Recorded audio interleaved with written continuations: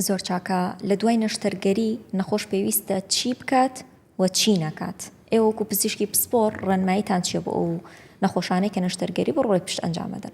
بێگومان ینی هەر نەستەرگەریەک ینی ڕێنمایی تایبەتی خۆی هەیە بۆ ئەوانی کە پلاتینی دادنێن جیاوازە، ئەوانی کە خایکردنەوەی فەقراتی دەکەن جیاوازە، ئەوانی کە دیسکەکەی لا دەبن جیاوازە.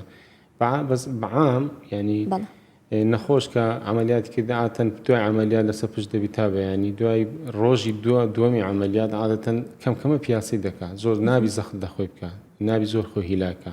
دوای چەند ڕۆژێک سەبر دەبی ئەو جوولەی ناوماڵ ڕۆژانە زیاد کاتن هەتا مەسەلەن دەگاتە حەدی 2 هەفتە داواکانی لۆ دەردێنین کە دەگاتە 4 هەتا 3 مانگ و هەندێک دایمەن ئەوە پاش 3 مانگەکەی دەتانی بگەڕێتەوە سەر کاری ئاسایی خۆی.